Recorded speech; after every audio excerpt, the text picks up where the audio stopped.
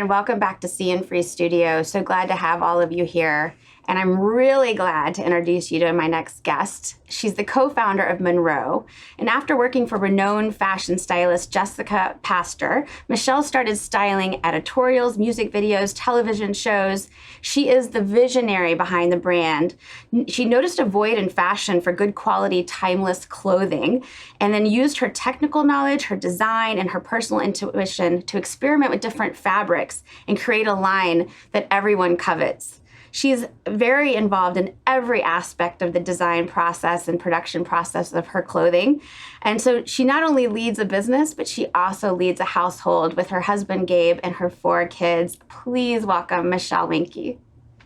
Hey, Michelle. Hi. I'm so glad you're here with me in studio. So glad to be here. Yeah, we finally get to catch up. We haven't seen each other in a while. We used to be neighbors, for anybody who doesn't know. And now we just get to catch up online like everyone else. Yeah, it's funny how things happen because we're both probably needing each other right now. I think so. Yeah, we found each other again and we get to hang out. And I'm so glad you came on the show. Thank you. You know, this is a show all about what makes you unique, special, and different. And I really want people to celebrate that and, you know, and really appreciate who they are and value who they are. And so would you tell everybody, you know, what do you see as your unique, special, and different? So it's funny that you're asking me that right now because I started working with this gentleman who works with private equity, and he's working with MONROW and on like as this kind of interim CEO, and I work with a new CFO, and his name is Ben. He has been telling me stuff about myself lately, and I was just speaking to my sales director on the way over here, and I'm like, it's kind of refreshing to hear people tell you things about yourself. I always love to hear good and bad, but he's been telling me good lately. That's been really helpful because there's some good about me that I'm completely not aware of, and I don't see myself like that, especially in the workplace. We had a big meeting yesterday, and he was like, you know, he just looked at me. He's like, you really hold it together. And he's like, you don't wear your stress on your sleeve technically. And he's like, you're always so positive. And every time I leave here, I feel so invigorated and inspired. And I was just literally, my mouth was on the floor because I was like, I couldn't feel more different at MONROW, especially lately where I'm like, I don't feel like I'm exuding positivity. But I accepted the compliment. I was very thankful, and I was like, you know what? I really work hard on trying to be diplomatic, and I think naturally I'm a positive person, but life, you know, is life, and you don't always exude that, or you don't feel like you're exuding that because of all your voices in your head. So I don't know if that makes me unique though. So I don't know. I think what makes me unique off the top of my head would be my ability to be very creative and understand creative processes and get in that zone. But I'm also very aware and good at understanding business and the more, I guess you could call it, the right side of the brain. So I feel like both sides of my brain are very exercised, and I have I'm very agile at moving from back and forth. It's exhausting sometimes, but I recognize that more and more as I work in my industry, but I'm sure in any industry, I'm like, wow, not everybody has this capability of like really understanding business, getting into the operations of things, understanding production, the efficiency, organization of things, and seeing how things should be organized and mapped out in terms of an entire organization. But then I'm also like extremely creative. Yeah. And that's what really inspires me. I love that. And I think, you know, people don't necessarily appreciate sometimes that they can quickly shift from left to right in their brain and be able to not only have this aspiration, but then to execute on it, right? Like, and that sometimes doesn't come in one package. So No. you get some people that are really strong on the design side and creative side, but they don't quite know how to get the steps to make it happen. And then others who are detail oriented, make it happen, and don't know how to like access the, you know, that visionary side. And it sounds like you found that middle. And did it happen when you started your company, or do you think that was something you discovered about yourself at an early age? I definitely didn't discover it about myself, but as I've had MONROW for now, we're going to be going in 16. I realized that I'm like, wow, a lot of people don't have this. Like, you're either, I mean, I hate to be cliche because I'm like, you're creative and you're this dreamer, and then you need somebody to like bring you back down to the ground. And they're like, no, but this is how we're going to execute it. I feel like it's such a luxury to be a dreamer and creative and just be that and have this like essentially yang to be like, okay, let's help execute it. But I don't have that. So I have to be realistic about things too, because I want MONROW to be a profitable business. So yeah, but I admire that in people when they can just be that, but that's definitely not how I am. And then I feel like another unique thing about me is when I am not good at something or I don't understand something, I dive into it further. And I'm like, I am really good at like making something my mission and achieving that. I'm like, I'm going to do this and I'm going to do it. Yeah. And just diving into it. Yeah. And I mean, so as you've dove in, has there been anything like a challenge that you've had to overcome where you're like, it was worth it to dive in? It was worth it to kind of get in there and really figure it out that you've experienced in the last 16 years? Every 30 minutes, I was going to say, I'm always diving in. I'm always shifting gears, even when it's uncomfortable. And I literally think about that every day when I wake up. I'm like, I just have to be 1% better. I always think like about a conversation I had the day before and how I could have done this better. And I don't beat myself up, but I definitely am like, I'm always trying to like groom myself and just be the best I can be and have that dialogue with myself, but also like knowing when to turn off that dialogue with yourself, because that's dangerous too, you know. And I suffer from all these angsts and anxieties that everybody does. And it's just, I've realized it's all relative. It's how you speak to yourself. It's all a narrative. And just like when you're having that really bad anxiety or fear about something, really taking a deep breath and leaning into it and being like, what's the worst that can happen? And just going for it. And a lot of these things I'm saying are so cliche, but they really are like valuable life lessons that you never like fully achieve. You are always trying to get better. Yeah. You know? Yeah. And you talked about, like at the beginning, you talked about Ben, like, so he's come into your life and he's illuminating some of the things that you can't do, because that dialogue is strong. Sometimes it can be really helpful and sometimes it can be really unhelpful. Toxic. Yeah, toxic. And it sounds like you've found, you know, someone, at least one person and probably others that have really kind of helped turn that off and help you see kind of how great you are. And sometimes we need those people to come into our life. You know, what are you discovering about yourself? And you mentioned a couple of them, but that it makes you so great that maybe you need your internal dialogue to repeat every once in a while. God, I think that I have a vulnerability with myself, with people, that makes them feel comfortable with me. I don't really put on any airs. I always feel like I try to be relatable to everybody, because I want people to feel comfortable when they're talking to me, because I love people. Just like you, I love talking to people, but the people that I gravitate towards the most, it's like, it's not, you know, plotted out. And then I kind of like lean into those people and, really see the value in it. And I really like just thrive and appreciate it.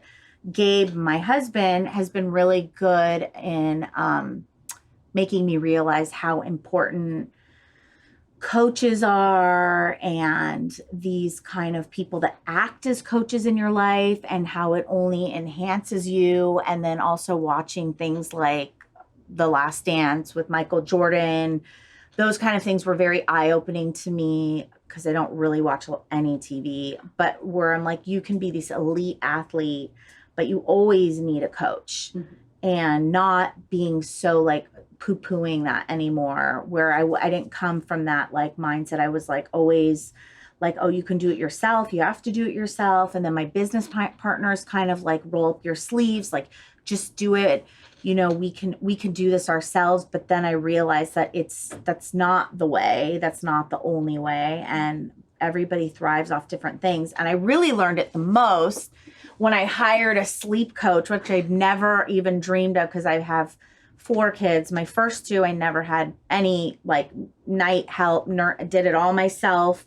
I was glad to. I totally was into it. But with when I got pregnant with twins and they were born, I realized like, oh, I have twins now. If I don't figure out how to get them to sleep, I probably will die. So I was on the phone with somebody that I work with, randomly chit-chatting, another great personality who I love. And she just randomly had mention this coach she was working with for her second. And I normally would put it off and not like, I'd be like, I don't want to spend the money. I don't want to do this. And I called her and she came for 3 days. And she basically, it's going to sound so strange, but trained my twins how to sleep through the night at 5 months. And that was my first real, like, true experience with a coach. Yeah. Because I was like, and then after that, it was like really eye-opening where I'm like, wow, this is like exponential. Like the benefits are exponential. Yeah. The value and just things where I lack in like just being that confidence. Yeah. That's where the coach steps in. Is like, no, this is how you do it. Like where you're doubting yourself. And so that's when I was like, okay, this is actually like an important thing. Mm-hmm. But then it comes down to like finding the right coach. Yeah. Yep. And that's where it gets more tricky. That's right. Yeah. Like having that click, somebody that you feel like there's really good rapport with, trust, respect. But I love that you found that because, and I talk about that myself in my intro video about, I was like, well, I'm the leadership coach. I had this mentality of like, but I'm supposed to be the one with these profound, guidance. And I didn't realize just how much I needed that for myself, like somebody to hold up a mirror for me and help me, kind of get through some of the steps I needed to do for my own self-awareness. I think it's great that you're pointing out how important that is. And, and if you're like me and Michelle and you are super independent and self-sufficient and autonomous, like it's okay to ask for help and, get it. Yeah, it totally is okay. It's just, yeah, it's okay to ask for help. It's, I think with people like us where it's like we're such high performers, it's finding like the help that you want, that you're really going to be like, okay, I want this person to tell me what to do. Like, and having that trust. And it's not even that like I have trust issues or I'm sure you don't either. But it's just like, you want to be able to respect the person that's kind of like, so you can kind of just let everything, your guards down and just be like, okay, you tell me, what to do. And it's like Ben is not a coach by any means. I just started working with him, but I think from working with people, I have such a good gauge of understanding people's personalities and like what's going to work for MONROW, because MONROW's its own being and its own personality and own culture, and me, and just coming. And that's where I really thrive, I think, which I've kind of learned. I'm like, which is not really like quote unquote an asset when you're like in manufacturing and I'm in fashion, but like really meeting with people is a huge asset of mine, because that's where I find I'm realizing my inspiration and just sorting through people and gathering knowledge from people. Yeah. And learning to navigate life, business, all these things, parenting through people. Yeah. That's like how it kind of works, but you don't really, that's like, it's just a huge gap in life, because you like kind of, well, if you're lucky enough to like go to college and get a higher education, there's no like, okay, well, there's like this whole, and I just don't really like the word networking, but that's like essentially what the term is in, you know, the world, but it's not really the way I meet people. I'm the like most, and I'm like such an anti-networker. I just am not, it's just not, I'm not like, I just like people, and I just like getting to know people and learning, and then learning from people. Yeah. Yeah. Yes. And I think that sometimes that's great. Some of us learn that way. Like I do. I learn from other people, like experiencing other people, you know, and I just get so curious. I'm like, I want to hear their stories and stuff. And that's the best way I learn. And it sounds like you too. You know, before we go any further, like, can you tell everybody a little bit about MONROW? Like, you know, the genesis of the business and kind of what you're doing. I want them to go visit and buy some of your fabulous clothing. So MONROW, I started with my business partner, Megan George, about 16 years ago. We met at Otis College of Art and Design. So we both have our bachelor in fashion design, bachelor in fine arts. We studied fashion, and it's a very difficult program. A lot of people don't equate fashion with being so challenging. It sounds, I think, a lot more glamorous and fun. But the pressures of art school are enormous. Being at Otis, the dropout rate in fashion alone is 50%. Mm-hmm. So 50% make it. And your hours, are they saying they've compared it to medical school? So it's intense. Going to Otis is a commitment. Going to any like really renowned art school is a commitment. And it's really hard on your being, because art is not like writing a paper, and creativity, it really can crush your soul. So you have to build that resilience. And that's kind of what they teach you in art school, is like, you have to be able to, that's like the biggest part of it, is critiquing. And you have to be able to hold it together. But that's why they usually recommend that you don't go to art school right out of high school, because you need to be a little bit more mature to handle that stuff. So anyways, we met at Otis, and we have a crazy story. And then after we graduated, Megan was already working at Ron Herman, Fred Siegel, which is a world renowned boutique. She was working there, and she kind of started making these tops, and John Ashaya was the buyer at the time, and he started buying her tops, and then he put her in a showroom. He like introduced her to this big showroom. She essentially didn't have enough money to fund the production of the line. So she started working with other people she knew, making stuff for them, but she was kind of at this crossroads. And I was working at Otis too. My senior year, I met Jessica Pastor, but before that I was working for a fashion PR firm that I didn't even know what fashion PR was, but I just started working there because I met them at some party, and they're like, come work for us. And I showed up that week, and they were like, you know, drunk, and they didn't think I was really going to show up. And I just showed up. I'm like, I'm here to work.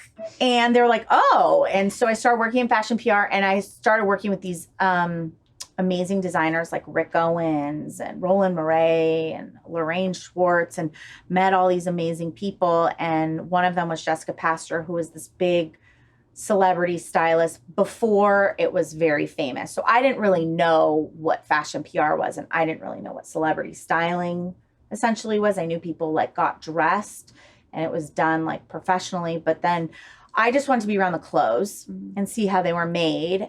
I wasn't a big celebrity person. I think being from LA, I wasn't like, that wasn't a driver for me. So I started working with Jessica. It was very challenging. She's renowned as one of the biggest stylists, but also one of the most challenging personalities. But she took to me. She really liked me. And I was a hard worker, and I think she really admired that. And I did that for a couple years, and then I graduated, and I started getting jobs on my own. So I left her. I started doing like music videos, magazine shoots, and then like my last job doing that kind of thing was costuming for a show called 3 Wishes on NBC. And every episode was filmed in a new city in America. And I was like, this is a great way. I'm young. I can see America. I can see parts that I'm probably never going to see. Mm-hmm. So what it was you grant 3 wishes every show for families in need. So you would meet these amazing people with these stories. And one of the hosts, my job was to dress the hosts. And it was reality TV, but it was these 3 hosts from these other reality shows, like one home makeover show. I didn't really know them, but they were incredible personalities and we got to know them. I obviously got to know them very well. And then the main host was Amy Grant. Mm-hmm. And Amy, I didn't know obviously that much about either. I obviously knew her hit songs. And then getting to know her and her manager, doing drives with them all over, I was like just enamored by her and her being. She was just such an incredible person. And I was like, gosh, I'm like, that's the kind of person I want to be. She lived in Nashville. She had a family. She was just an awesome person. So that's kind of how I left styling. I was like, I'm going to leave on this like good note. And meeting these inspiring people. And I was going to start a line, I remember, with this girl. And I was telling Megan about it. And she's like, why don't you wait for me to wrap up the things I'm doing right now and let's start a line? Because I kind of was like, I have this idea. I want to make sweats and stuff for people that are like more low key. Everything out there was juicy, loud, bubblegummy. Pink was starting to come into the game, Victoria's Secret. And that was Free City, which was Nina Garduno. That was birthed at Ron Herman. She's very talented. And I was like, what if you want to not go out and not be so noticed and you want to look a little more low key and sophisticated. Yeah. So we kind of came up with MONROW, and it was the heyday of fashion in Los Angeles. It was like the beginning of like that really like celebrity driven. Before Paris Hilton, it was like Jennifer Aniston, Brad Pitt, like J-Lo, all these people were getting photographed in, it was like the juicy era. So, and it was all happening in LA. Yeah. So Ron Herman was like the birthplace of that. And we both worked there and we saw all this happening. And it was really the birth of this like sweatsuit that juicy kind of, I feel. Yeah, I remember like, that. Yeah. And LA is, to me, fashion is, Paris has always looked at the capital of fashion, and then it like switches, like Hong Kong always is like got it going on, London and New York. But LA is a very interesting place because it's like really where like a lot of things, like these trends really start because of the culture here. It's so unique, like Dogtown Z-Boys, skateboarding, like all these cultures that drip into like the way people dress.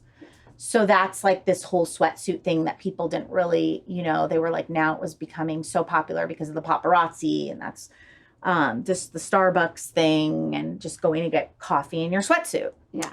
So we started MONROW. We totally thought like our first line, we created the sample line, and we were like, of course Ron Herman's going to buy it. Like they know us. And Megan took the line to John Ashaya, who was like one of the biggest buyers in the world. I mean, he was huge. He's so famous. And he was our close friend working with them, especially Megan. I wasn't as close with him. And we just thought it was a slam dunk. And we took the line and he was like, I'm going to pass.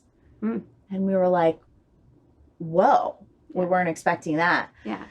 So right after that, I was like, there's a store in Malibu, it's Planet Blue. Let's go. I didn't really know the buyer, but I was like, I know of her. So I picked up the phone and I was like, is Jen in?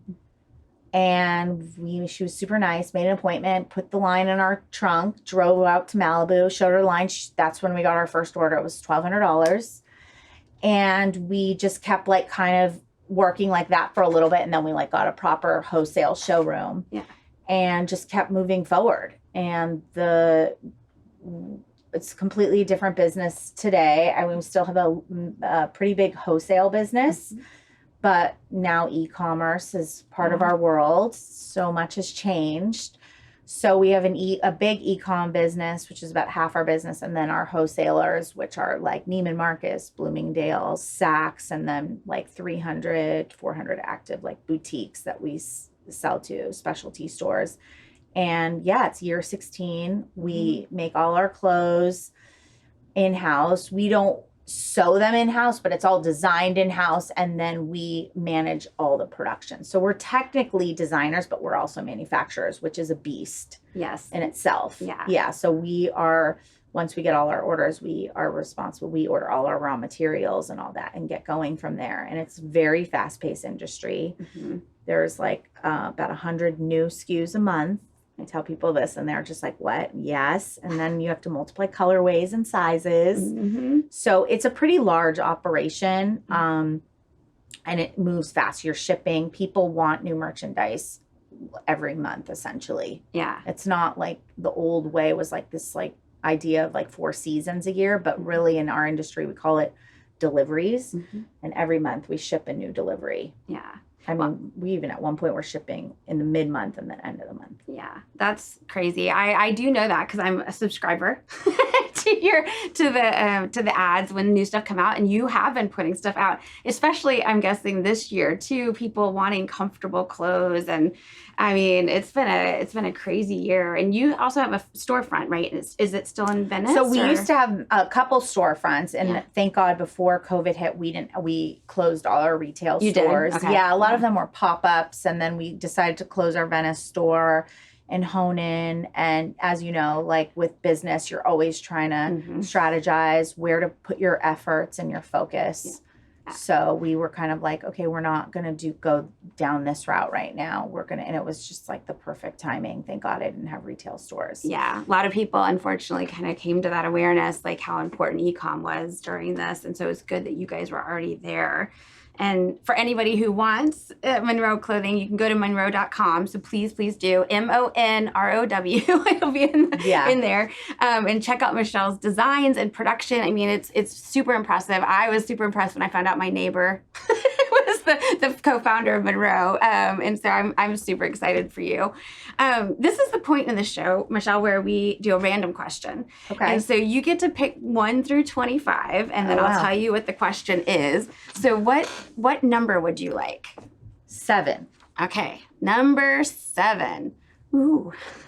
What is on your bucket list of experiences that you want to have?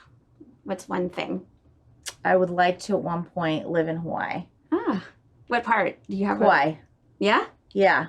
What's the draw? Like, have you been there a lot, or? So since I was little, and it's just been that's like my happy place. To me, it's like, it's just heavenly. I just think there's like volume in the air. The aloha vibes is like really who I am at heart. I just think it's everything. And I just love that lifestyle. Yeah. You know, I'm in like a super fast-paced industry, very materialistic, consumer focused, which is great. But it's not really like me, who I am. I'm not like fixated on that kind of stuff. And I love the beach. I love warm weather, and I love water sports. Yeah. Surfing and all that kind of stuff. So I really would love to just like spend a good amount of time there with my family and get into that lifestyle. We've gone a lot, but I would like to spend like an extended period of time. Well, listen, our kids are friends, so if you need me to come visit you there, we will do Totally. that. We're totally down. So one of the things we like to do is highlight nonprofits and really support them through See & Free. And you have picked a nonprofit called This Is About Humanity, and I don't know much about it. So would you tell us a little bit about it? So I think it's been like 2 years they've been around. But it was really when the family separation was going on, and there were those images in the news of these kids, these car seats on these like giant buses, and these kids being separated from their families, which is even hard for me to even talk about because it's so emotional for me. But I remember seeing those images and calling and texting my friend Zoe Winkler, who has a very big voice in the community, and she's such a doer. And I knew that I wasn't able to like really actively like do anything or start anything, let alone a charity. I just had my twins at that point. So I was like just just sensitive, which I always am, being a mom and seeing these families and these little children. And I was just like, this is just, it's just horrific. It's like looking at scenes from like the Holocaust or something. So I reach out to Zoe. She's, like I said, such a doer. She's a mom of 3. She lives in LA. She's infamous in LA. She has a very, a lot of influence. And she started a charity with 2 other women based on getting people not more than just money, but resources, these families that are separated from the border, getting them back together, getting them legal help, food, clothing, building. I mean, it's insane what she's done. It's like unfathomable. And it's like, I couldn't think of like a better person to like take that on, and what she's done is just beyond me. Mm-hmm. And I started donating to them, shipping them clothes down to San Diego. They have like the legal office that brings it to the families. We have so I mean, it's insane how much extra clothes we have from just slight damages and just extra resources that I was like able to like ship down there. But what they've done is like really give these people like chances that have no chance. You know, they can't afford they can barely afford food and clothing, let alone, you know, proper legal advice and legal help. So that's really what it's based on. And they've built like in Tijuana a bunch of like housing and just playground, just stuff for the children, like school supplies, just everything that they might need. That's just like the least what we can do to help people. Yeah. 'Cause, you know, it's not about borders. It's just they're people. That's right. It's humans. Yeah. And so please, everyone, if you can, you know, Michelle's obviously using her business to not only donate goods, but you can also donate money to This Is About Humanity. And you'll see the QR code again at the end of the show. We really want to make sure that people are aware of what's going on. Help these families reunite, get back together, get back on their feet. And so please, please, please check them out, get to know them, and donate if you can. Michelle, I'm so glad you came and hung out with me today at the studio. Biggest treat ever, all capitals. Yes. And we're going to definitely hang out more, but I'm so glad you came today, and I really want to thank you for being here. I'm so glad that you're doing this, and thank you for having me. Thank you. Thanks. Well, with that, guys, that's the wrap on today's show. Please check us out on cnfreestudio.com, YouTube, Spotify, wherever you listen to podcasts or watch podcasts, you can find us. Have a good one.